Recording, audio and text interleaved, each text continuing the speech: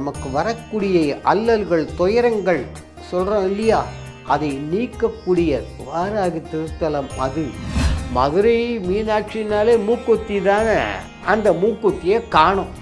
என் பக்தன் சீனிவாசனுக்காக நானே சென்று உணவு தயாரித்தேன். அங்கே மடப்பள்ளியில் அப்படி சமையல் அறையில் ஏதான விளக்குகளை ஏற்றி வைத்தேன் என்றால் என் குழந்தை அவன் சீனிவாசன் தூக்கம் கெட்டு போயிடும் இல்லையா, அதனால் என் மூக்குத்தியை கழட்டி அங்கே சமையல் கட்டு பகுதி மட்டும் வெளிச்சம் அடிக்கும்படியாக மூக்குத்தி அங்கே வச்சுருக்கேன், போய் எடுத்துன்னு வாங்கடா. அந்த குழந்தை மலியர் காந்திமதி சன்னதி இந்த வாராகி சன்னதி மாதிரி தான் ஞாபகம் வச்சுக்கோங்க. சுவாமியை அப்போ அந்த மந்திரங்களுக்கெல்லாம் சக்தி இல்லையா, மந்திரங்கள் என்றும் சக்தி இழக்காது. உங்கள் புத்தி மந்திரத்தில் இல்லை, உங்கள் புத்தி அந்த மகாராஜா கொடுக்கக்கூடிய அந்த பொன் காசில் இருந்தது. அதனால்தான் தள்ளுங்கள் அப்படின்னு அழகாக இவர் சொல்லி முடிக்க மழை கொட்டியது. அன்பு வணக்கங்கள். மீனாட்சி அம்பாள் சந்நிதி மதுரை. ஏதோ மதுரையில் நம்ம மீனாட்சி அம்பாள் சந்நிதினா ரைட்டா என்று தயவு செய்து நினைக்க வேண்டாம். இந்த அக்ஷரங்கள் எழுத்துக்கள்னு சொல்கிறோம் இல்லையா, அது முழுமையாக குடிகொண்டிருக்கக்கூடியது. அடுத்தது மந்திர உபதேசம். அங்கே உபதேசம் பெற்றுக்கொள்வது தலை சிறந்தது. அனைத்துக்கும் மேலாக நமக்கு வரக்கூடிய அல்லல்கள் துயரங்கள் சொல்கிறோம் இல்லையா, அதை நீக்கக்கூடிய வாராகி திருத்தலம் அது, சியாமளா திருத்தலம் அது, மீனாட்சி திருத்தலம் அது. இப்படி இந்த அம்பிகையினுடைய அந்த பிரபாவங்களை தேவி பாகவதமும் தேவி மகாத்மியமும் சொல்கிறதாக ஏற்கனவே சொன்னேன். அங்கே மதுரை கோவிலில் சமயக்காரர் மடப்பள்ளியில் அவர் பேர் சீனிவாசன்னு பேர், ஸ்ரீனிவாசன்னு. அவருக்கு எழுத படிக்க தெரியாது. ஆனால் அங்கே சன்னதியில் அப்படி ஏன்னா சமைக்கும் பொழுதே மீனாட்சி அம்பாள் திருநாமங்களை சொல்லிட்டு தான் சமைப்பார். சமைச்சு கொண்டு அம்பாள் சன்னதியில் வச்சுட்டு மா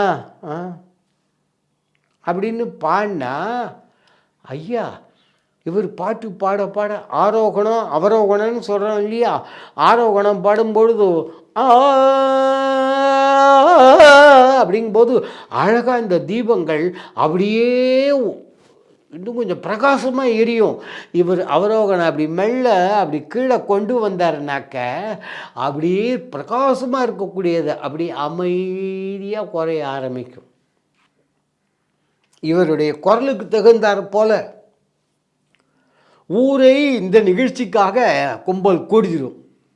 அவர் பிரசாதம் கொண்டு வச்சோடனே பாட ஆரம்பித்தோடனே அம்பிகையினுடைய அந்த அருள் தெரிகிறதா. மதுரையில் நடந்த வரலாறு இது. இப்படிப்பட்ட இவருக்கு அந்த ஊரில் மதுரையிலேருந்து கொஞ்சம் வெளியில் இருக்கக்கூடிய ஒரு சிற்றரசர் வந்தவர் நாளைக்கு என் மண்டகப்படி, அதனால் நீங்கள் யாராலும் உங்கள் உதவியாளர்கள் கையெல்லாம் படக்கூடாது, என்ன உங்ககிட்ட தான் சொல்லிக்கிட்டு இருக்கேன், நீங்கள் உங்கள் கையால் தயார் பண்ணணும் அப்படின்ட்டார் சீனிவாசர். இவருக்கு பேரே என்ன ஆயிடுச்சு, இதனாலேயே சுவாமி சந்நிதியில் இவர் பாட்டில் அற்புதமாக பாட சீனிவாச புலவர்னு பேர் வந்துடுது.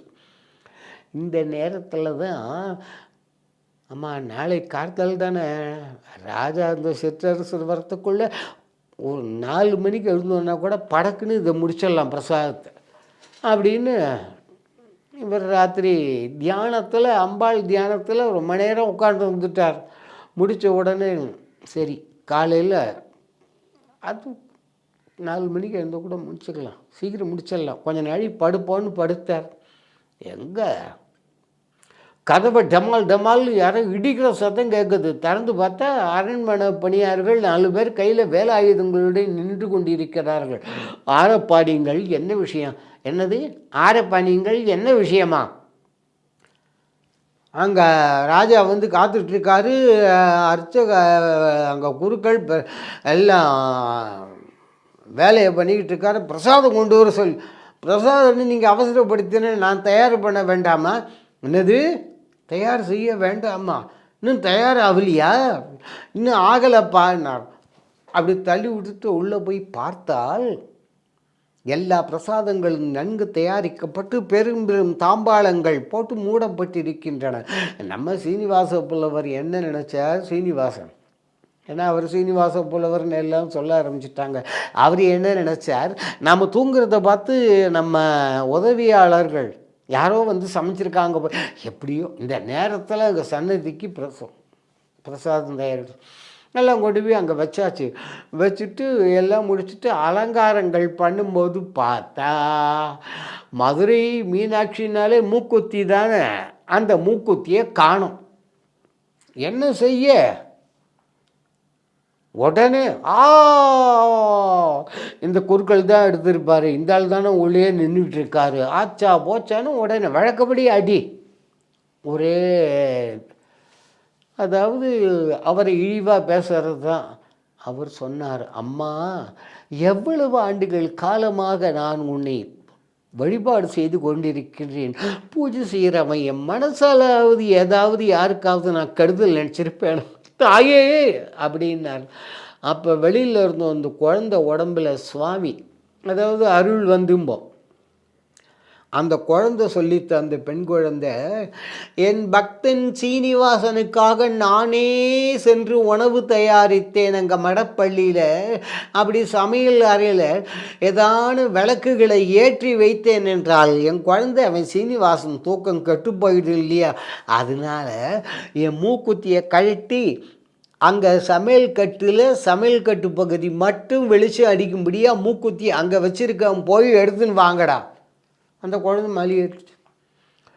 ராஜேந்திர சிற்றரசர் அவரோட எல்லாம் ஓடிப்பி பார்த்தா அங்கே இருக்குது இந்த மூக்குத்தி. குருக்கள் அழுதார். அந்த குழந்தைய கட்டி காப்பாற்றுறதுக்காக இந்த குழந்தைய அழ வச்சுட்டியே தாயே.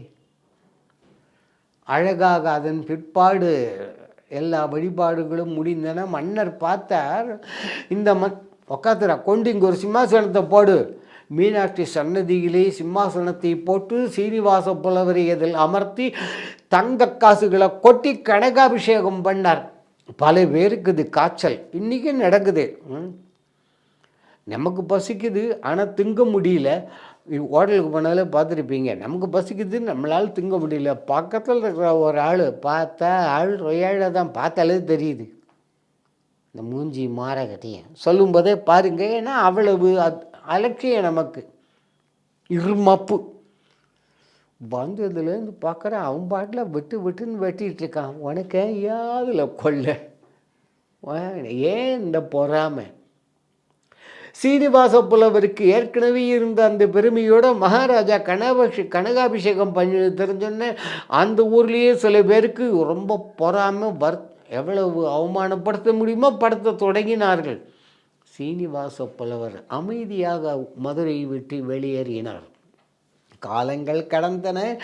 அந்த நேரத்தில் திருநெல்வேலி ஆண்டு கொண்டிருந்தவர் வேற்று சமயத்தை சார்ந்தவர். அவர் என்ன பண்ணார், மழை இல்லை என்ன செய்வதுன்னு கூப்பிட்டு கேட்ட பொழுது அந்த ஊரில் இருந்த சில பண்டிதிகள், எப்பா இதுக்கு 1000 பண்டிதர்களை கூப்பிட்டு உட்கார வச்சு இது பண்ணணும் செய்து இந்த முறைப்படி யாகம் செய்தால் மழை பெய்யும் அப்படின்னு. சரி நான் எல்லாம் பண்ணுறேன் தரேன், ஆனால் மழை பெய்யலைன்னாக்க உங்கள் எல்லாரையும் விட்டு வைக்க மாட்டேன், நீங்கள் என் சமயத்தை வந்து சேர்ந்தாக வேண்டும். சரி எல்லாம் யாகம் ஆரம்பித்து நடந்து கொண்டிருக்கிறது. அப்படி நடக்கும் பொழுது பார்த்தாக்க 48 நாள் நேரம் கொடுத்துருக்கான். 47 நாள் முடிஞ்சுது, மழை இல்லை, வல்ல தூறல் கூட இல்லை. சுற்றி அரண்மனை காவலாளிகள் வந்து பிடித்து கொண்டு போவதற்காக நின்று கொண்டிருக்கின்றார்கள். அந்த எல்லாம் பயந்துட்டு இருக்காங்க. அந்த நேரத்தில் அந்த பக்கமாக நம்ம சீனிவாச புலவர் வந்தார். பார்த்தோன்னே இதிலிருந்து ஒரு ஆள் எழுந்து போய் அவருக்கு நமஸ்காரம் பண்ணி, சுவாமி இல்லை என் அன்னை காந்திமதியை தரிசிக்க வந்தேன். காந்திமதி சன்னதி இந்த வாராகி சன்னதி மாதிரி தான், ஞாபகம் வச்சுக்கோங்க. இந்த பெரும் பிரச்சனை, யாராலும் தீர்க்க முடியாத பிரச்சனை எங்கே தீரப்போகின்றது. சீனிவாச புலவர் சொன்னார், என் அன்னை காந்திமதியை தரிசிக்க வந்தேன். நீ என்ன ஆயிற்று? இல்லை இப்படி நடந்ததுன்னார். அப்பா என்ன சுவாமி, அப்போ அந்த மந்திரங்களுக்கெல்லாம் சக்தி இல்லையா? மந்திரங்கள் என்றும் சக்தி இழக்காது. உங்கள் புத்தி மந்திரத்தில் இல்லை. பளிச்சுன்னு புரியும்படியாக சொல்லட்டோமா? ஏடிஎம் கார்டு அது இதெல்லாம் கரெக்டாக சொருக்கிட்டோம். ஆனால் பின் நம்பர் அழுத்தும்போது எவன் நம்பரையும் அழுத்திட்டான். என்ன ஓடிபி நம்பரை கொடுக்காதீர்கள், அதெல்லாம் பொறுப்பாக கேட்குறோம். ஆனால் ஏற்றுக்கொள்ள வேண்டிய இவைகளை நாம் மறுதளிக்கின்றோமே. உங்கள் புத்தி அந்த மகாராஜா கொடுக்கக்கூடிய அந்த பொன் காசில் இருந்தது, அதனால்தான் தள்ளுங்கள் அப்படின்னு அழகாக இவர் சொல்லி முடிக்க மழை கொட்டியது. மன்னன் ஏற்கனவே பேசியதை விட அள்ளி கொடுத்தான்.